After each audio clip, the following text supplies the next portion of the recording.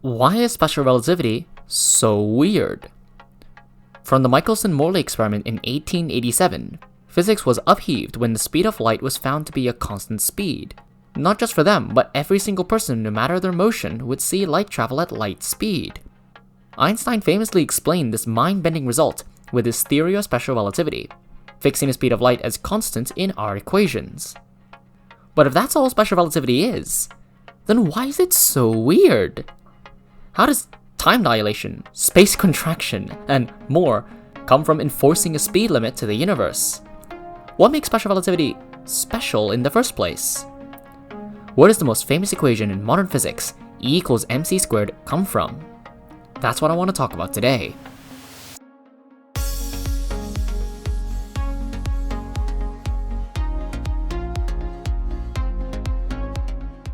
The key to relativity is this simple statement: you are always stationary relative to yourself. The universe that you see is called your reference frame, and is one in which you are stationary. For someone else to share the same view or reference frame, they would need to move along with you. More generally, if you move in such a way where an observer is relatively motionless, you are sharing that observer's reference frame. Let's see how this applies in an example. If a cannon which shot 50 km an hour backwards was loaded onto, then shot out of a truck moving 50 km an hour forwards, upon firing, the cannonball would appear to freeze midair. That's what you would see if you were on the ground. But what if you were riding the truck? Moving along with the truck puts you in its frame of reference. The first thing you would notice is actually the ground moving 50 km an hour backwards. Also, instead of the ball freezing, being shot out simply matches its speed with the ground below it. Notice how one reference frame is just another shifted along. To transition to the 50 km an hour forwards reference frame of the truck is to shunt everything else in the universe 50 km an hour backwards. The whole picture of Galilean relativity is the basic intuition we have in our heads with velocities. Galilean relativity says velocities should simply add, and as long as no special velocity exists, it will remain correct. For 400 years, it remained intact, not for being obscure, but for being so fundamentally obvious. This all changed when a special velocity was finally discovered. The speed limit imposed by the speed of light violates Galilean relativity, breaking many of our intuitions. To understand what exactly breaks, and more importantly, how to fix it, we must talk about space-time diagrams.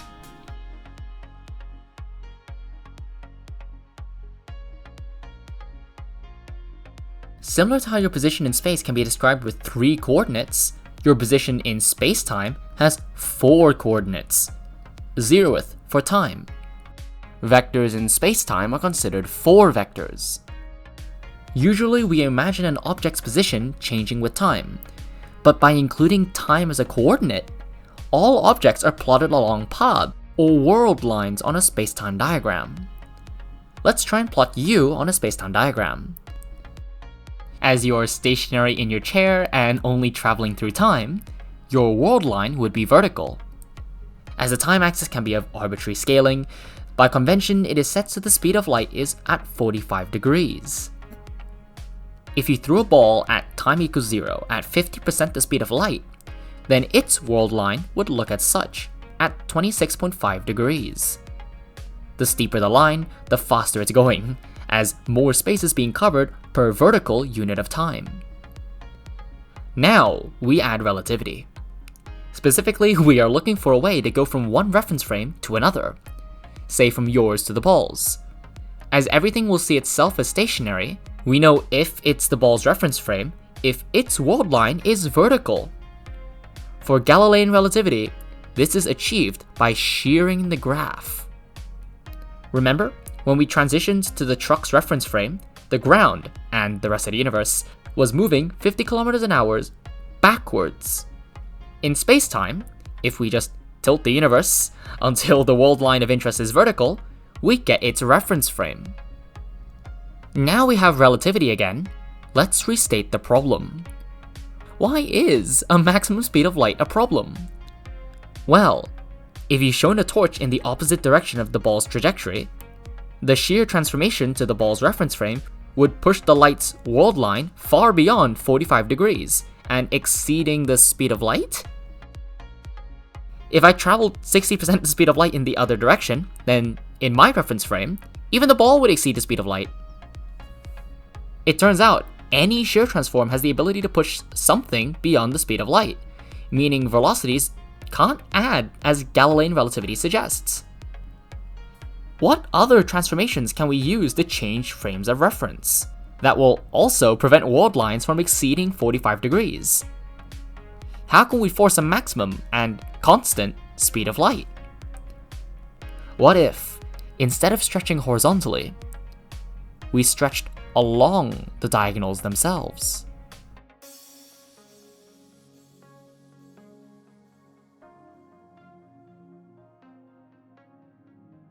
Here's a statement that sounds correct. Identical watches shouldn't diverge. There's a natural idea that there's some universal march of time, a single number which increases everywhere in the universe at once. Transferring this idea into relativity, it means any change of reference must keep the time grid lines completely horizontal. This restricts shear transforms to be the only transformation allowed to change between reference frames. The thing is, the only kind of transformation which preserves world lines at 45 degrees are stretches along the 45-degree diagonals. As these transformations, called Lorentz boosts, stretch both time and space, it will overwrite most intuitions you have. Basic things like two events happening at the same time won't make sense after a reference frame change, so remember to imagine the spacetime diagram properly in all cases. Combining Lorentz boosts with 3D transformations, we create a 4-dimensional group called Lorentz Transformations, able to replace shear transforms. By doing so, we graduate from Galilean to Special Relativity. Let's see what it does differently to different 4 vectors. Consider these 3 4 vectors and what happens when we accelerate or Lorentz boost them. The 4 vector within the 45-degree light cone never leaves it, the one outside of it never goes in, and the one on the light cone remains within it. Because it's impossible to transform vectors from one of these categories to any other, 4 vectors from each category are given a special name. The 4 vector in the light cone is time-like, named after its direction facing in time. The one on the light cone is light-like, and the vector outside the light cone is space-like for similar reasons. As an object's velocity in spacetime is a 4 vector, if it travels below the speed of light in at least one reference frame, say its own, it will be time-like for all other observers. No matter the observer, the object will remain below the speed of light no matter what. Not only that, as the speed of light is light-like, it remains at 45 degrees in all reference frames, exactly what we're looking for to describe the Michelson-Morley experiment results.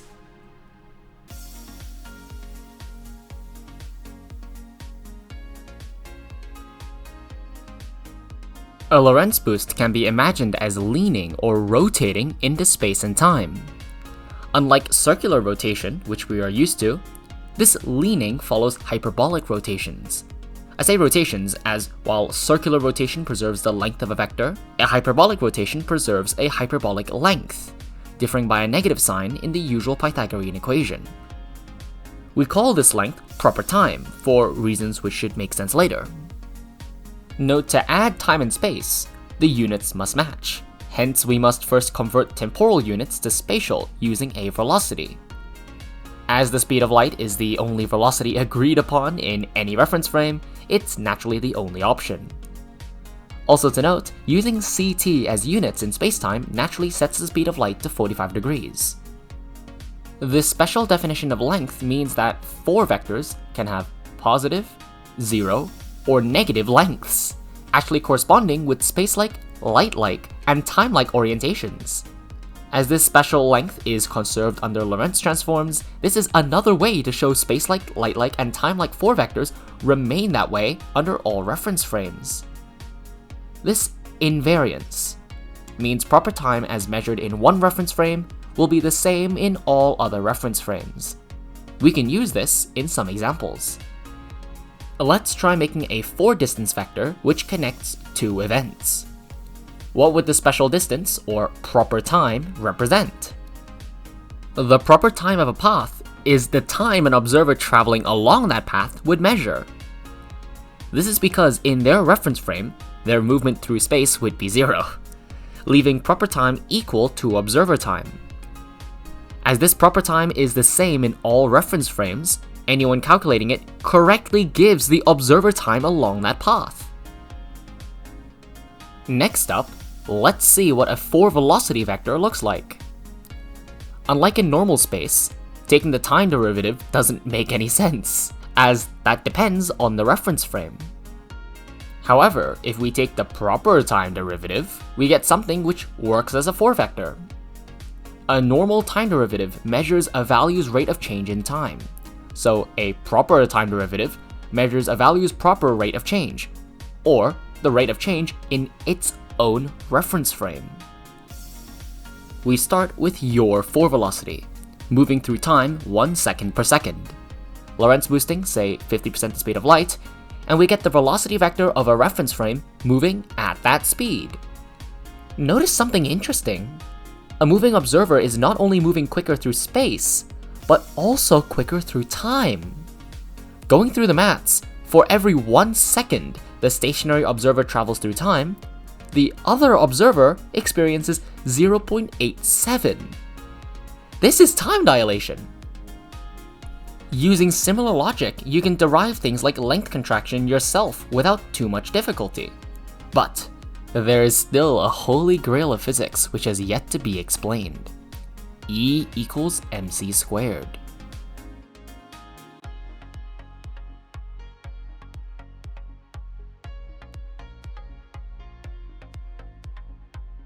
Up until now, I have shown two 4-vectors, 4-position and 4-velocity. Even with their many uses, special relativity wouldn't be so useful if there were the only two 4-vectors which could exist. Any real property, details you can watch in my tensors video, can be converted into a 4-vector. We do this by starting with a temporal or spatial component, then finding its counterpart and combining them together into a 4-vector. Let's see what this process looks like as we convert momentum into a 4-vector. First of all, momentum is real, so we should be able to make a 4-vector with it.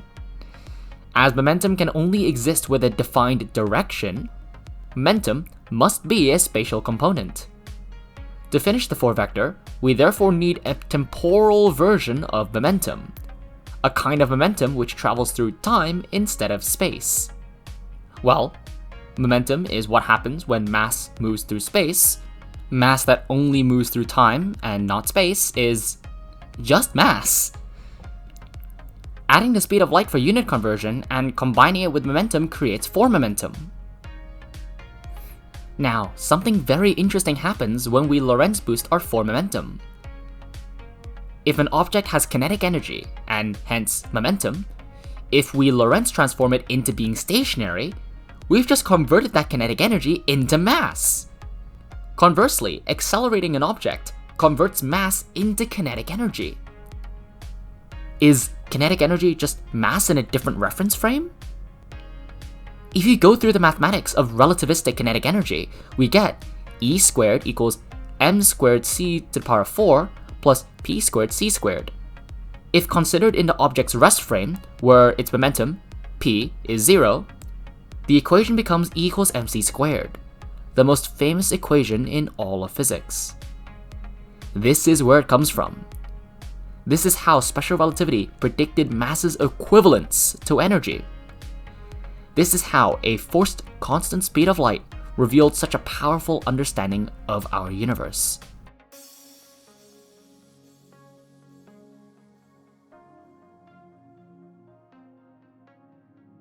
The final story to tell is quite possibly the greatest misconception of special relativity. Popular science usually oversimplifies exactly what's special about special relativity, calling it a special case unable to handle accelerations. What have we been doing the entire time? In special relativity, we accelerate by Lorentz boosting. By smoothly and continually applying Lorentz transformations, we can follow any arbitrary time-like path in spacetime, allowing for complex accelerations such as rockets and orbits to be described relativistically. Carrie KH has a great animated video series on accelerating paths and reference frames, so go watch that if you want more. In reality, the true shortcoming of special relativity is fake acceleration. Notice how all reference frames covered in the video were reached using Lorentz transformations, starting from perfectly square or Cartesian coordinates. All reference frames reachable like this are in the Lorentz transformation group, and are called inertial reference frames. The thing is that the Lorentz transformation group is but one small part of all possible four-dimensional transformations. Once we introduced general curvilinear transformations, which allow curved grid lines, we no longer have inertial reference frames and encounter the new problem of fictitious acceleration. Say a rocket accelerates in deep space. No matter the Lorentz transformation, the path will remain curved, and an acceleration is observed. But if we went into a curved coordinate system, which follows the path exactly, then when transformed into that frame, the rocket is stationary? Remember, acceleration to an observer is calculated by the time and space coordinates of its frame. If we allow curvilinear transformations, and hence stupid reference frames like this, then real accelerations can be disputed. It's possible to force anything to, or not to accelerate with a curved coordinate system. To fix this, we want some process to validate whether an acceleration is real or not. We want to know whether a given acceleration still exists if we could somehow transform it back into an inertial reference frame. The key to generalizing spacetime to non-Lorentzian transformations is to generalize proper time. Remember how we defined proper time in the first place? Proper time remains constant under Lorentz transformations, and hence it should only work in inertial reference frames. Non-Lorentzian transformations affect the very equation for proper time, also called the spacetime metric. As it is possible to predict what transformation affected the metric from the metric alone, we can actually derive a transformation directly from the metric, which returns us back to an inertial reference frame. As this process removes all fictitious accelerations, special relativity works once again. By understanding how metrics change under general transformations, we can resolve for ourselves whether accelerations are real or fake.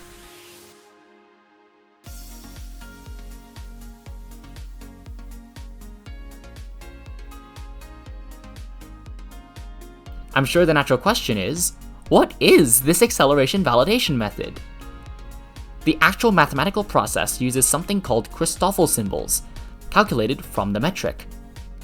In total, they try to figure out how far off each point in the reference frame is from Cartesian. Each individual symbol corresponds to the fictitious force an observer would feel at that point, derived from the coordinate system. For a non-accelerating inertial observer, any acceleration they will observe will be entirely derived from Christoffel symbols. If we just subtract this fake acceleration from observations, we get our real inertial reference frame observations back. Except, this isn't always possible. There is one massive exception, literally. This system of Christoffel symbols can only return a global reference frame to inertial if the spacetime is flat. For regions of spacetime containing curvature, it is impossible to set a transformation which can return all the Christoffel symbols to zero everywhere at once.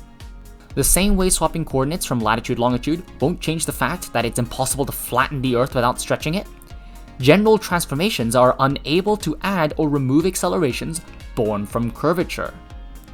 For regions of positive curvature, this unremovable fictitious force points radially inwards, and inertial world lines genuinely fall towards the center. Sound familiar?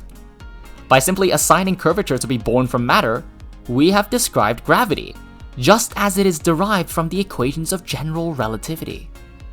The Christoffel symbols of general relativity, initially inspired to solve the problem of fictitious accelerations, inspired Einstein to come up with the theory of gravity, the most powerful description of our universe to date.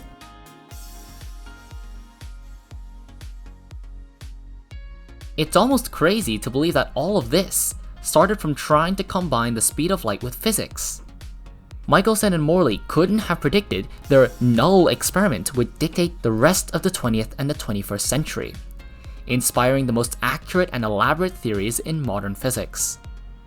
Even if I didn't explicitly calculate any examples, the visual tools you should now be able to use should be more than enough to navigate learning in the future. Maybe together we can re-experience the very thoughts of Einstein, that fundamental and critical insight all those decades ago. Have a good evening.